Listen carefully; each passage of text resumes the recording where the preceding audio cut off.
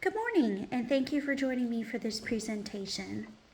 I intend to become a professional counselor from a biblical worldview. According to our course textbook, which was written by Simmons, Lilly, and Coonley, becoming a counselor who is professionally licensed will allow you to have a variety of employment options. Licensure allows the counselor to bill third-party vendors. Therefore, the licensed professional counselor has an increased earning potential. As a foster parent, biological mother, wife, and supportive member of my church and local charities, the possibility of increased income appeals to the responsibility that I feel to support my family and live generously as God calls us to. The biggest issue that I feel the need to pay attention to in my counseling work is the issue of dual relationships. According to SIM, dual relationships occur when the counselor has more than one relationship with the client. Dual relationships are not always detrimental.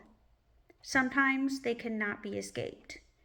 In my small North Carolina town, everyone knows each other, and it is difficult, if not next to impossible, to completely avoid dual relationships. Many businesses in the local town are owned by friends of mine, and I go to church with many people who are potential clients. According to SIM, dual relationships can create unhealthy power differentials. So it is important that when a counselor makes decisions regarding a dual relationship, that the decision be made in the client's best interest. All decisions about dual relationships should also be made under the supervision of a colleague, while also keeping cultural context in mind.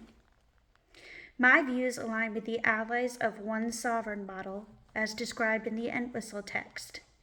Proverbs 11:14 states that there is safety and an abundance of counselors.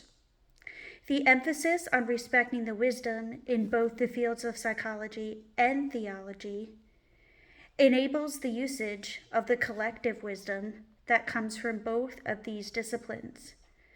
Entwistle says that humility must be expressed by both sides by being willing to re-examine a stance when there is disagreement on where the answer may be found or what the answer is. The book of James tells us that God calls us to be humble, and that when we are humble, God exalts us. So a humble stance on the part of the counselor can only invite the blessings of God into your life and practice.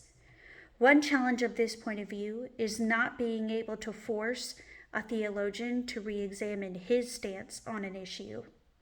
We can only control ourselves. Our respect for Scripture may not be embraced by some of our colleagues, but that's okay.